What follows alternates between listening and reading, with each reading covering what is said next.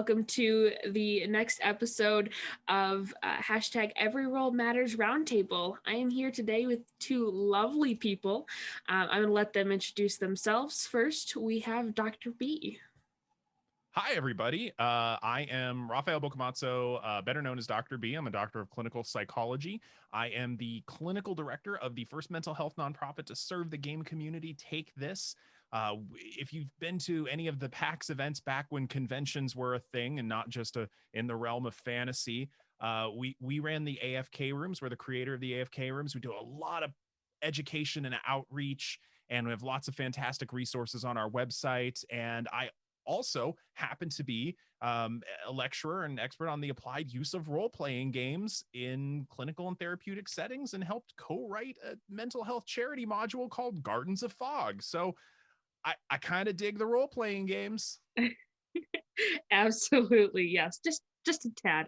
But Smidge. Gardens of Fog is a great module. You should definitely go check that out. It's on the DM's Guild, yes? That is correct. And all the proceeds go to benefit Take This's mental health mission. Yay. Awesome. And the other person I have with me today is the lovely Vee. Hi, everyone. I am Vee Mus'e. You might know me as the Crafting Muse pretty much everywhere on social media. You can find me on my YouTube channel where I show you how to paint miniatures and make terrain, and also on WizKids channel talking about, miniatures. Shocker. You can also find me as a DM and a player on various streams, and I am a DM for D&D Castle and other lovely little bits like that. So basically, tabletop role-playing game area, sort of my thing, sort of my jam that I greatly enjoy. And I'm very much looking forward to this little chat together too. Absolutely. Well, so kind of an idea of our theme today is, so we're going to be talking about how the gaming industry could better support the gaming community in destigmatizing talking about mental health and suicide prevention. So just kind of, that's the idea. We have some questions about that. Well, the first one that we have is for Dr. B. So besides donating money, how do you think the gaming industry could best help the gaming community in destigmatizing mental health? Well, first of all, we get this question a lot. What can I do aside from, instead of just donating money? Well, let me tell you, to most nonprofits, there's no just donating money. Okay. That's a big deal. Now, different nonprofits have different models. Some, like Jasper's, are much more grassroots driven, but there are other nonprofits like ours that are more expertise driven, and because we're educationally based. The more money we have, the more people we can hire, which means the more expert services we can deliver, and we try to make those available as free of charge as we can. But to get to your question directly, not being on my soapbox about money is good for nonprofits. It lets us hire people to use volunteers who want to volunteer their time.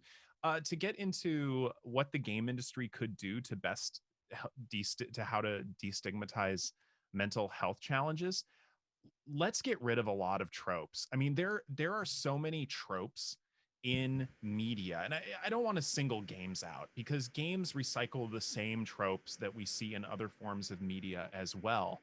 And so many of them are untrue when it comes to mental health challenges. And one of the classic ones from horror, genre, everything, is the asylum trope. I want to get rid of that. Let's just get rid of that. I've joked about creating a role-playing game where you wake up in an asylum. It's well lit. A sing-song nurse with a good-smelling tray of food comes to you and says, "Here's your breakfast." The activity room is full. There's tabletop games and ping pong. We also have a garden. I would love to see a more realistic representation of how a lot of residential programs operate, instead of the mental health professionals are all horrible, evil people who are trying to make you go insane, or just keep you in that mood. It's just a terrible trope. That's one I want to get rid of entirely. But there's others as well, like that people with serious mental illness are inherently violent. That's really untrue. In fact, they're more likely to be victims of violence than the perpetrators. It's Yeah, those tropes, let's get rid of them. Let's just get rid of them. There's enough fascinating stuff with mental health as it is. We can be realistic and still be exciting. Absolutely. I definitely think that's something that especially like the big gaming industries can help with, making sure I mean, in an idealistic world, making sure that they're not including those tropes in adventures or in games, that sort of thing. I definitely think that if we work towards that, that would be great. That'd be lovely. Absolutely. Um, but yeah, so kind of piggybacking off of that, V, where have you seen the gaming industry really rally around a cause or a focus? What do you think made that happen? I think intrinsically within the gaming community, we all have this common thread that unites us. Many of us come from the whole island of misfit toys type of mentality, where we've always felt the otherness as opposed to the includedness, if that's a word. So I think because so many of us relate to being sort of outside the box, when we see someone who's struggling, we naturally want to reach out and start to help them because we have most likely been in either a similar situation or can understand or can empathize, sympathize with what it is they, a person or a group, is going through. And I think because that is sort of an underlying existence that's already there by nature, it just enhances that when the community kicks into gear, we kick in full throttle. And I have seen that happen. Like, I honestly, I couldn't narrow it down to just one thing because every time there has been something, the response has been unique and admirable. And especially right now in, the world, it's been reassuring to see that there is this still constant streak of humanity where people still want to reach out their hands and help each other, whether it's through donations, whether it's simply by saying, we are here to listen to you. We are here to help you. All those little bits come together and it creates just this, almost like a superpower. Just by working together, it creates a superpower that just sort of generates all through. And within days, sometimes even within hours, people are meeting their GoFundMe's, people are meeting their causes, people are donating left, right, and center. So honestly, I think it's, because we have all come from experiences that relate in one way or another, that we are ready to jump in and make sure that other people who might be going through something similar have that support system and have that assistance because we want to see them succeed and make it through. Absolutely. So one question kind of off of that, Dr. B, what kind of thing, what is one way that people can reach out to others in the gaming community if they notice someone is struggling, or if they think something's going on? What do you think the best way to do that is? If there was any one way that worked for everyone, I like to tell people I would have no student loan debt. I would bottle it, sell it, extract it, and I would be like a 19th century snake oil salesperson, just like, come one, come all. But it's both the easiest way and also challenging because you kind of have to put yourself out there to reach out to them. But it can be as simple as, hey, how you doing? And what can I do for you? I've noticed that you've been more isolated. I've noticed that you're tweeting a lot more and it seems angrier. Yeah, it's can be a simple observation of behavior, and it can just be a simple, how you doing? And really mean it, not just sort of like going to the grocery store and that whole you wave hi to the person at the checkout counter and it's hi, good, and you? And you're like, what? Where you really ask them, how are you doing? And mean it. Absolutely. V, have you ever done that before? Had somebody do it to you? Both, actually. My friends call me the mom friend. He knows. Now, often it'll be guilty.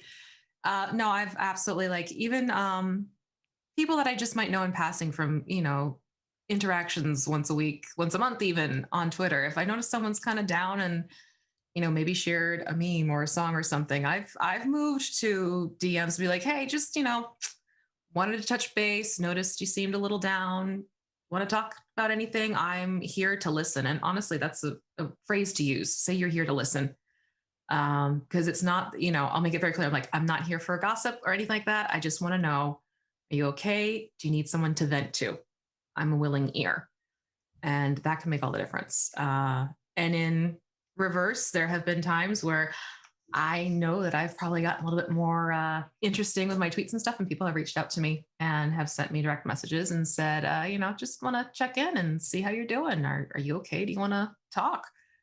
And it has made a world of difference some evenings. Some have even been, at the time, acquaintances, and because they did that, they've become very close friends that I couldn't imagine not having in my life. So it's, it seems very simple, it seems very basic, but it is the fastest and the best way to help someone.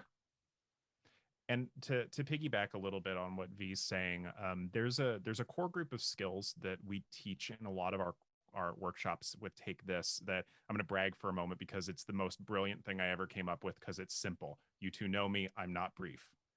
And the acronym is EVOO. If you can remember extra virgin olive oil, you can remember this. And what it stands for is empathize, validate, offer options, in that order.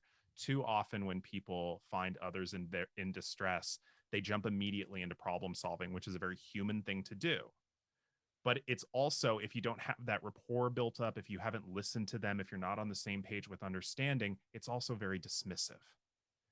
It's, if you reach out to someone because you're dealing with a bout of depression and they try, well, have you tried yoga? Did you try smiling? Right. Have you just tried not being depressed? Yes, I have. That's so easy. Oh yeah, no, but let me go with that. Listening first and establishing being on that same page and preventing yourself from arguing with them and offering those immediate solutions is both incredibly difficult and so often incredibly powerful. Absolutely. And very important when building up a relationship with someone, or making sure you can help them in the best way possible. Absolutely. I know that I've had people reach out to me, and I've reached out to people even outside of the gaming community, just to check in on them, make sure they're okay. But I do know that the gaming community is one of the most supportive communities that I have been a part of ever in my life. So I am very glad for that. But yeah, so I kind of wanted to touch base on a little bit of another question. So I wanted to ask you both, what is kind of your experiences with mental health and suicide prevention? Do you want to go first? I actually do have a background of, I used to be a teacher, and my first job out of, getting certified and everything was actually at a care facility for children who struggled with mental issues.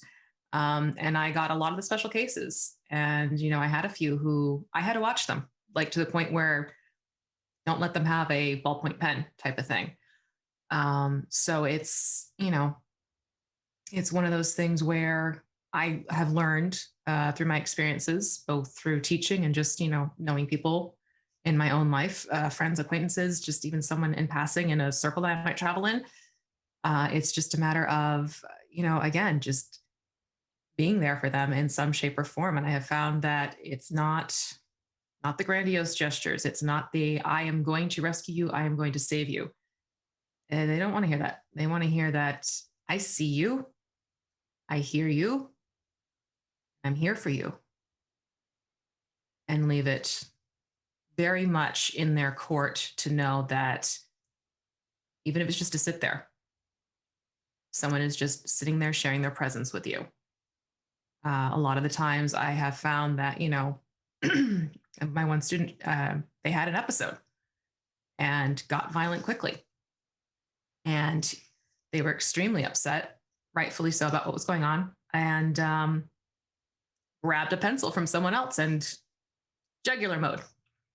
And it was one of those things where I told them, it's like, listen, I understand you're upset and I can see you're upset.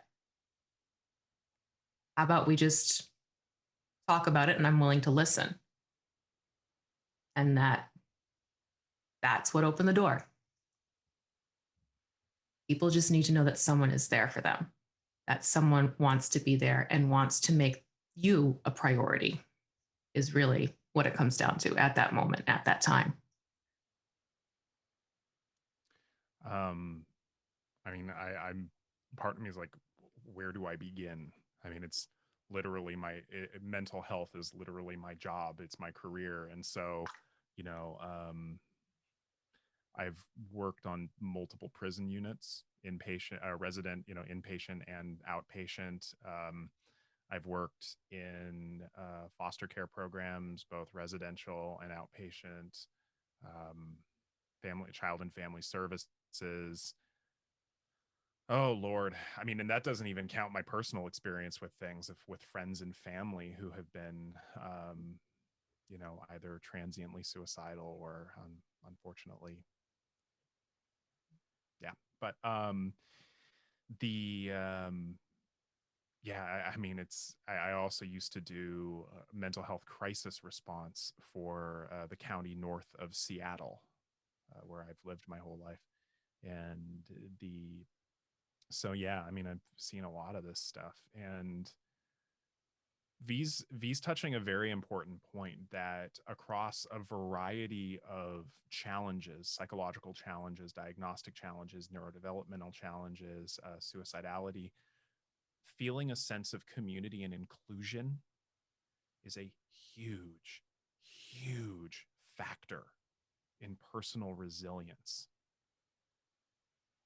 People can withstand a lot more anyway, if they know they're cared for and included, by and large. And it's that sense of inclusion being seen, like Vee said. Vee also mentioned us all being from the island of misfit toys. And for anybody who has never had the experience of finding your people, it is an awe-inspiring moment when you realize these people, this group of people care about you. Not the you project outward, not the facet of you, not the utilitarian usefulness of you, not the status of you. They care about you. And they like you in all of your parts, all the sides of the D20. That is a powerful, amazing moment. And that moment, that sense of inclusion and belonging is one of the most powerful prevention tools for mental health challenges that we have. 100%. I know that the gaming community is often that's often its draw to people with mental health challenges, is that it automatically has that sense of community.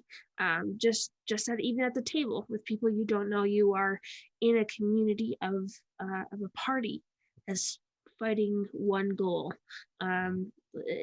There's so many. I did a speech on the effects of gaming and community at the AES conference last year, and I just did a lot of research for that, and it was very inspiring to see that for sure. I know that I had my kind of awe-inspiring moment a little while back, and it was great to know that I was part of the gaming community. Absolutely. Well, that's kind of the end for this first part. We have another part coming up, so make sure you stay tuned to check that out. But we're going to do some outros. Both of you, if you want to kind of say who you are again and then where people can find you, that would be great. We'll start with Vee this time. Hi, everyone. I am Vee Mus'e. Thank you for hanging out with us so far. And you can find me on social media everywhere as the Crafting Muse in some shape or form. Just type it in and there I am. And you can also find me over on WizKids doing my thing with miniatures and fun stuff like that. Fantastic. Dr. B? And I'm Rafael Bocamazzo, better known as Dr. B, because I have a long, unpronounceable Italian last name. And First of all, I can be found some of my work at takethisorg on most of the social medias. But if you're looking for me specifically, I can be found at the Dr. B, not the two E's, Dr. B on most of the socials. And you can also find V and I playing a game every other Tuesday night where we have a lot of fun. Harper's Tale. Yes. Yes, make sure to check both of them out. I am Fenway Jones, also known as Fenway the Teen DM on social media. You can also find me at Jasper's Game Day on all of the social medias. And remember, you are not a critical failure. Every roll matters, and you do not have to roll initiative alone. Thank you so much for everyone who's watched this, and stay tuned for part 2.